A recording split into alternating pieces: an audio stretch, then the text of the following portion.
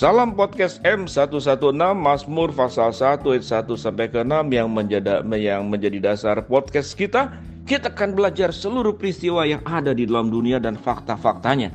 Mari kita belajar negara-negara mana saja yang memiliki biaya hidup yang tertinggi di dunia. Mari kita belajar. Bagi orang Indonesia mungkin tinggal di luar negeri adalah sebuah impian yang menyenangkan. Selain cuaca yang berbeda, faktor lain pendidikan dan pekerjaan yang mempengaruhi.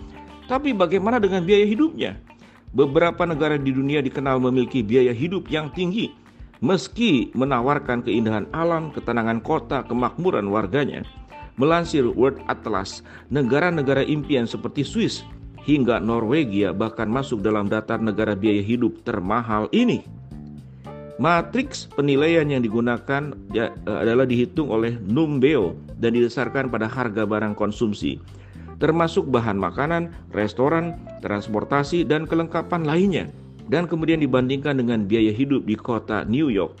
Misalkan saja, suatu negara memiliki biaya hidup 110,4, itu 10,4% lebih mahal daripada biaya hidup yang ada di New York.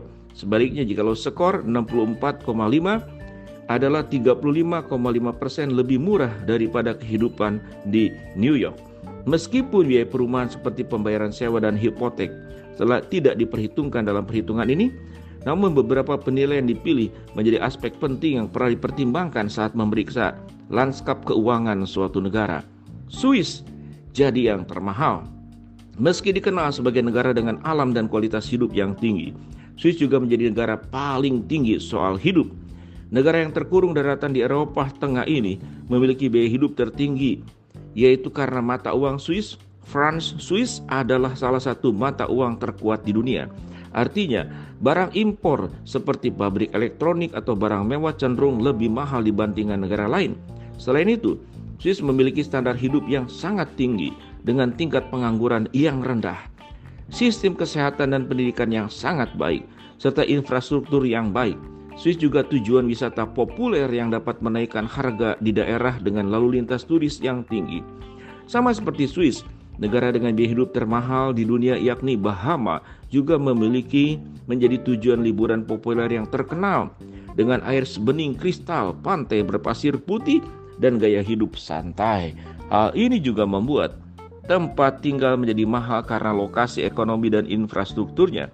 Sementara di daratan Asia terdapat negara-negara tetangga Indonesia yaitu Singapura masuk ke dalam daftar negara dengan biaya hidup tertinggi di dunia.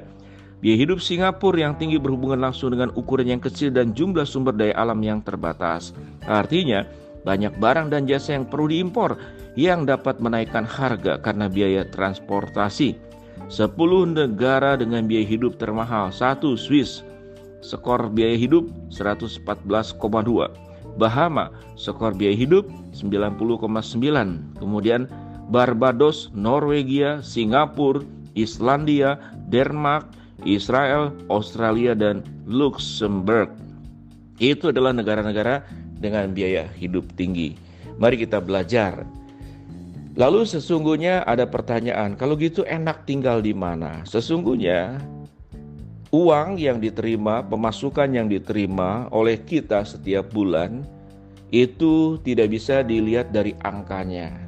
Karena uang itu tidak bisa dimakan. Uang itu akan kemudian dibelikan dengan barang-barang.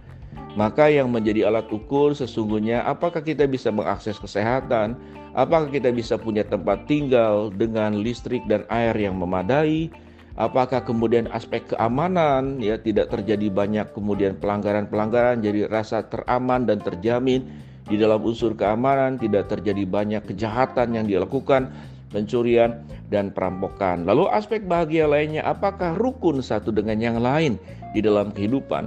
Karena sesungguhnya kehidupan manusia yang paling mendasar adalah dia terpenuhinya kebutuhan hal primer, sandang, pangan, dan papan.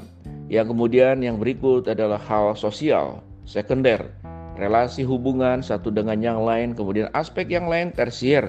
Tetapi kalau saya melihat aspek yang paling utama adalah bagaimana setiap warga negara itu memahami tentang makna hidup, menjalani hidup.